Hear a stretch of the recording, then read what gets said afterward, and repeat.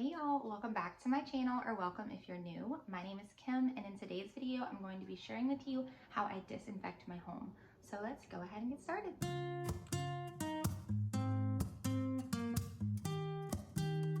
So let's start out by talking with toys. So whenever I'm getting ready to disinfect Ella's toys, there are three separate piles that I like to make. I like to make a pile with toys that can be washed, stuffed animals that can be washed, and then battery operated toys that you can't exactly just throw into a washing machine or soak.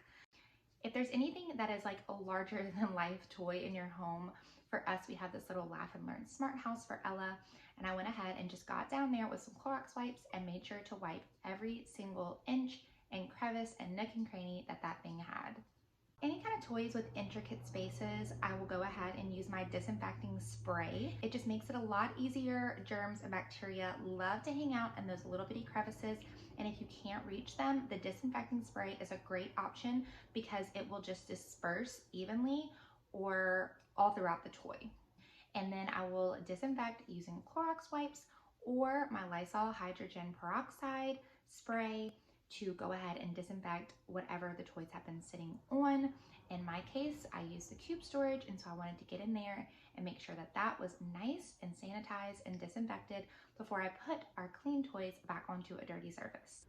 So once I have all of my big items wiped down and I have my cube storage wiped down and I have all of my toys nice and organized and they're ready to be disinfected, I will go ahead and get a soak going in my sink. You could totally do this in the bathtub too if that works better for you. I have a double-sided sink, and so I just went ahead and filled both sinks up.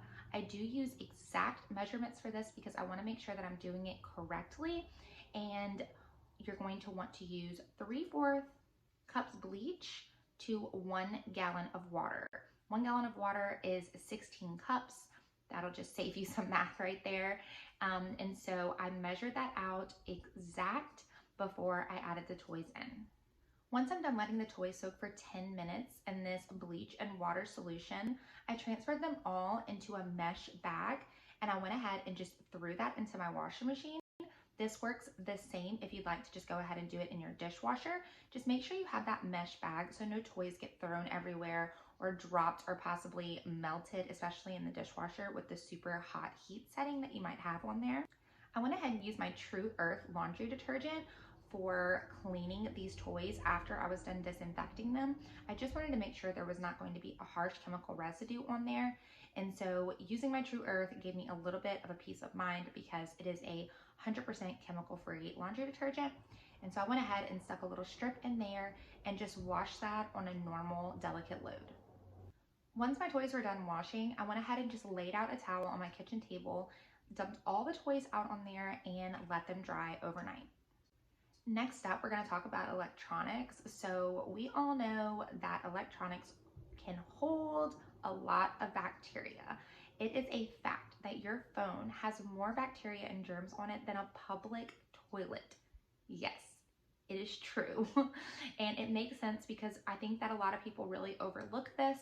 I try to make it a point to clean my phone every morning when I'm getting myself ready. I figure I'm cleaning myself, I need to clean my phone.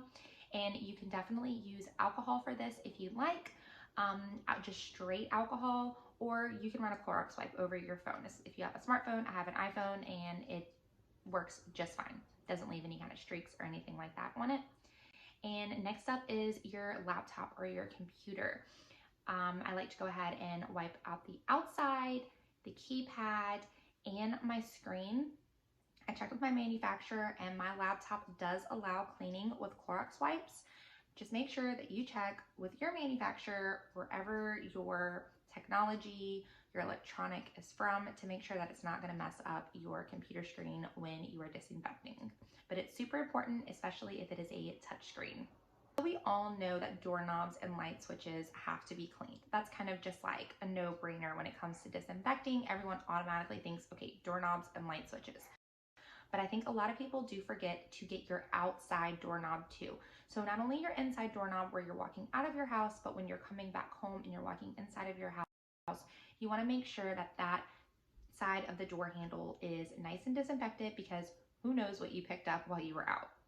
While we're on knobs, I want to go ahead and turn to my laundry room, and you want to make sure that you are disinfecting the lid that you're constantly opening and closing and the little knobs or buttons, whichever kind of washer or dryer you have. Make sure that you're wiping those down too with either a Clorox wipe or some disinfectant spray. So moving into the bedroom, a lot of people tend to forget the lamp switches. You like to do your light switch, but just your bedside lamp, make sure that you're definitely getting in those areas and disinfecting the lamps and the knobs and also your remotes. Constantly touching remotes. I like to go ahead and wipe down my remotes with Clorox wipes and chargers. So you're constantly putting your charger in, taking your charger out. Other people are using your charger, that type of thing. So just make sure that you are wiping down your chargers and disinfecting those too. Dresser drawers is something that I know I tend to overlook sometimes. I don't really think about it too much, but dresser drawers are definitely another place that need to be disinfected regularly, the knobs and the drawers itself, because we might use the knob to open it, but sometimes we're in a hurry, we'll just push the drawer shut. And it's the same with doors also. Your door handle, I know as moms, sometimes I have a bunch of stuff in my hands, and so I'm like, doing this number, trying to get the door open or kicking it to try to get it shut. And so that is a good way to transfer germs too. So just go ahead and give your whole door a wipe down, or especially just that one area where your doorknob is, where you know that you're constantly touching and pushing. Especially if you have kids, they touch the most unexpected places. So really try to put yourself down on like a toddler level or a kid level, depending on the age of your child, and really think about where their hands are constantly, and you might want to go from there and disinfect those items or those areas too. Also in the bedroom is going to be your kids' bed. For my daughter, she is in a crib and she likes to chew on the side of her crib. She's getting better at it now since she's getting a little bit older, but she is constantly always touching that. And so I like to go in there with a Clorox wipe and wipe down the railings of her crib also. You want to definitely get your blind openers. I don't really know what they're called, but that's what I call them. So the little twisty things that you use to open up your blinds, or some of them you just pull down. You're constantly touching those too. I know I am, because I like to open up my windows every morning and shut them before I go to bed. Or sometimes I'll have my kids or my husband do it for me just because I like the light in the house. And so you want to make sure that you're wiping those down, and also the drawstrings. So the drawstrings that you would use to pull your blinds up or bring them back down. Now moving on to the bathroom, we know that we definitely want to be wiping down the sinks, the faucet handles, the faucet itself, the inside of your sink, especially brushing your teeth, things like that. Lots of yuck gets in there. And so you want to make sure that you are thoroughly disinfecting those. Of course, all cabinets and handles need to be disinfected too. Don't forget your shower handle, or whichever you use to just turn on your shower, turn on your bath water, your little pusher, upper, downer. Y'all have to love my words I'm making up here. To turn your shower on and off, you want to make sure that you're wiping those down and disinfecting those also. While we're in the bathroom, a lot of people overlook your toilet cleaning brush. So whether you use the Clorox wands, I'm old school and I just have a regular brush, I keep bleach in there, and I actually change that bleach out every single time that I clean my toilet with my scrubber. I just put fresh bleach in there, and so it's always sitting in that bleach. But the actual handle that we're holding to clean with, that needs to be disinfected also, because you're touching the toilet, you're touching the handle, you're touching the toilet again. It's just transferring germs back and forth. So that's an area that definitely does get overlooked. So make sure you are cleaning and disinfecting the handle of your toilet brush also. So now moving on to the kitchen, there are so many areas in the kitchen, at least in my home, that are constantly being touched. Cabinets for sure, cabinet handles, kind of the same deal of I have my hands full of stuff, and so I'm gonna hit it with this or hit it with that. So it's not always the handle that you're touching, just keep that in mind. And so you wanna make sure that you're really wiping down those areas where you know that you're grabbing to open or close something. Your coffee maker is another one. The buttons that you push, the lid that you open and close. If you have an old school coffee pot, you want to make sure the handle on your coffee pot that you are getting all of that wiped down and disinfected also. Your trash can is another huge one. I like to go ahead and clean out the inside of my trash can once a month. Probably should be doing that more often, but that's just what I do. And I do wipe down the outside of my trash can as needed. I don't really have a weekly or timely basis that I do that. Just if I see it and I'm like, ew, that's gross, I'll go ahead and give it a quick wipe down.